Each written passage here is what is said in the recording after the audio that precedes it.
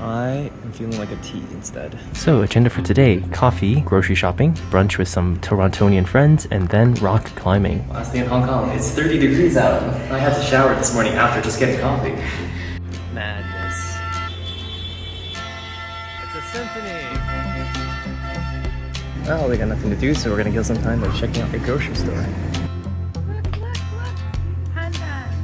Cool. And look. Oh, this is on sale.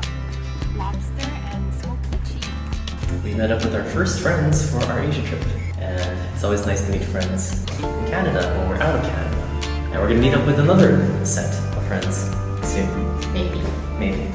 In Taiwan, our next destination. First today we're gonna go climbing.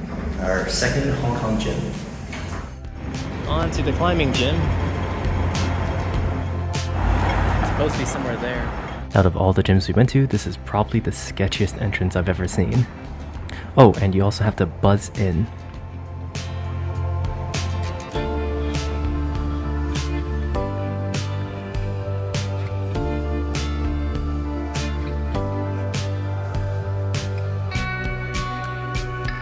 It's pretty good so far.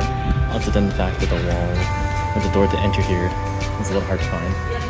Aside from the gym being a little bit hard to find, the gym wasn't actually that bad, although it did have the same issue that Mizu did, which is that the holds were kind of dirty and full of rubber. The gym very openly acknowledges that climbing grades are not something that's universal, but did give you a breakdown of some colors that could be easier than other ones. Just approximately, the white tag's around V4-5s, and the red one I would say is around a 6 by Canadian standards.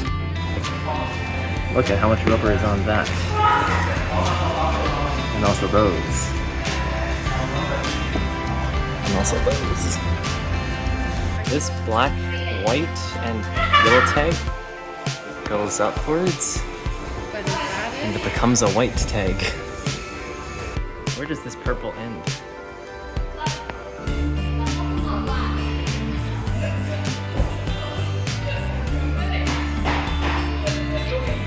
Our biggest pet peeve for Attic V climbing wasn't actually the rubbers this time, it was the fact that their grading tag systems seems to be a little bit messy. Occasionally the tags would seem like they change color in between the beginning and the end holds, and sometimes you just wouldn't find the end holds labeled at all. They should have taped all of them, not just some of them. The ones that they taped are kind of distinguishable, but they only taped some of them, so... The other main issue was consistency. Here is a red hold yellow tag, which is supposed to be at the highest echelon of the actual gym, and I would at most rate this a V5.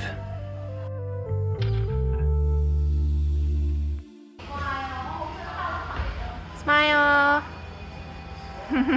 Meanwhile, this is a blue tag, which was supposedly easier than the yellow tag, but it is harder than the red hold climb I just did. I did this one only in segments, and I would have rated it around a V6 by Canadian levels. We realized quickly after that that some of the tags don't really match up with the grading system listed at the entrance. There seem to be a lot of rules regarding tagging certain climbs and grading certain climbs that we just weren't aware of. This, while definitely not a deal breaker, was a bit annoying for those who aren't familiar with the gym. Although it is good to try everything at the gym regardless of grades, I wouldn't necessarily like to have that mindset forced onto me. Just to drive the point home, this is the grading system again that was listed at the front of the gym. It's essentially meaningless.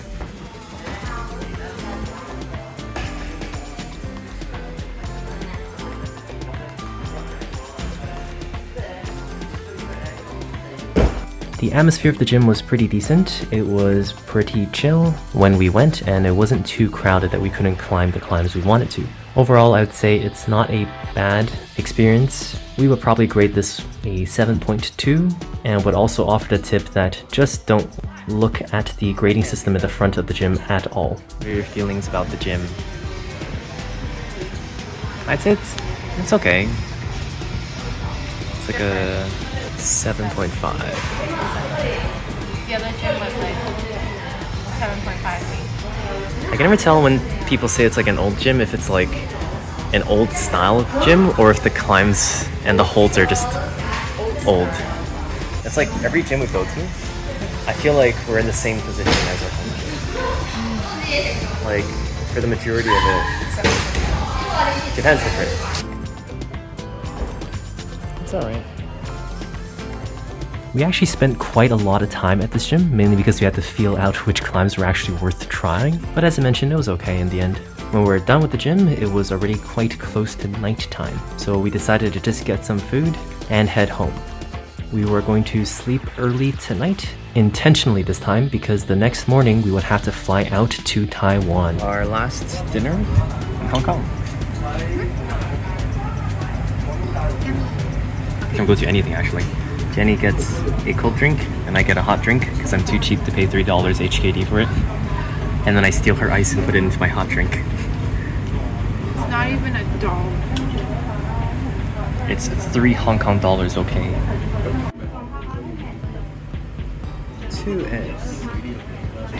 It's raining, but Jenny thought we should stop by here before heading back because it just looks really nice.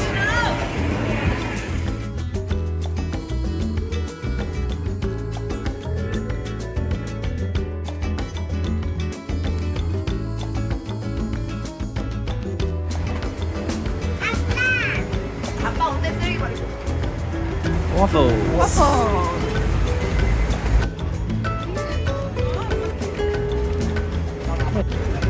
Yes. Oops, the prices in here. This was 31 HKD, right? And that concludes the majority of our time in Hong Kong. Overall, the trip was a lot more expensive than I thought it would be, but luckily not outrageously. Join us next time as we go to Taiwan, a much cheaper and much more relaxing destination if you ask me.